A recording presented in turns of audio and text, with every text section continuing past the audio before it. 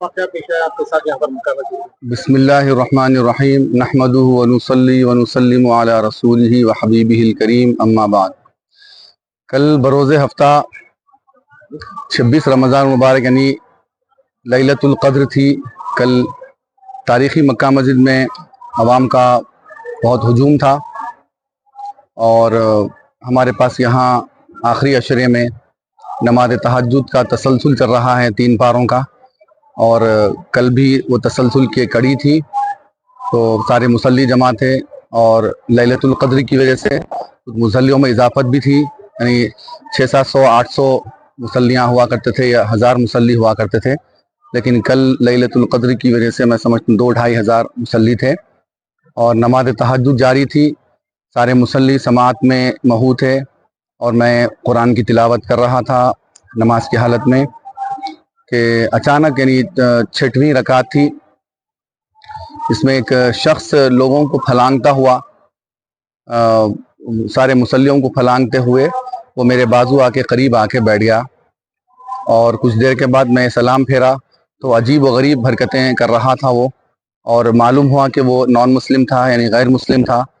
और फिर सारे मुसल्लियों ने उसके ऊपर बड़ा गैज़ व गज़ब का मुजाहरा किया और उससे पूछताछ की कि भाई क्यों ऐसा फलांगते हुए, अजीब कैफियत करने लगा।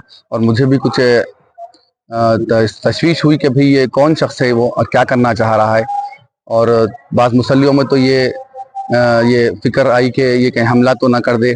खुद मुसल्लियों ने कहा कि ये फ़ोन चोरी करने आया है, ऐसी ऐसी कुछ बातें निकलने लगी। बहरहाल उसे बाहर करके पुलिस के हवाले कर दिया गया है। लेकिन बात रफ़ा दफ़ा हो गई थी, लेकिन काफ़ी मुसल्लियों में तशवीश थी कि भाई ये वाक़या हुआ कैसा।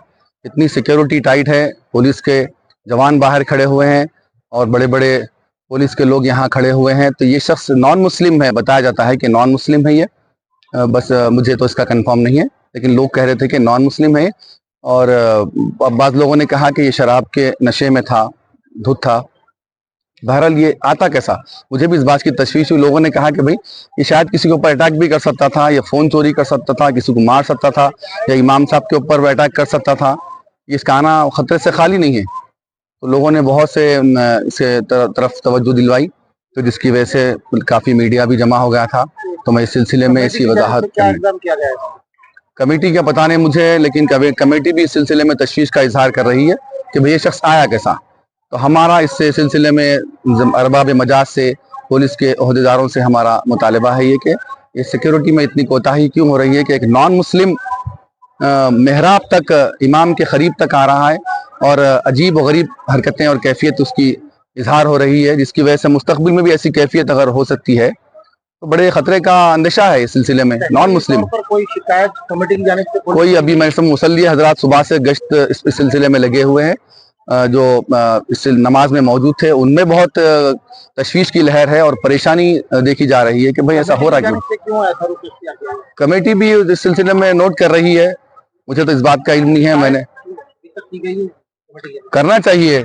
अब मैं इस सिलसिले में आपके सामने आके इस बात को बता रहा हूँ कि दोबारा ना हो। ये मेरा आने का मकसद यही है कि ऐसी हरकत दोबारा ना हो। इतनी तारीखी मक्का मस्जिद है हमारी और इस सिलसिले में इतनी कोताही क्यों हो रही है। एक बहुत बड़ा वाकया यहाँ पर पेश आ चुका है, तो मद्देनजर रखते हुए इस वाकये की संजीदगी से लेते हुए तहरीरी तौर पर अभी तक शिकायत क्यों नहीं की गई? करना चाहिए, इंतजामिया करना चाहिए। सिलसिले में बात करेंगे इंशाल्लाह, हम बोलेंगे। हम तो समझ रहे थे कि वो इस सिलसिले में शिकायत दर्ज करा चुके हैं, लेकिन पता चला कि नहीं हुई अभी शिकायत।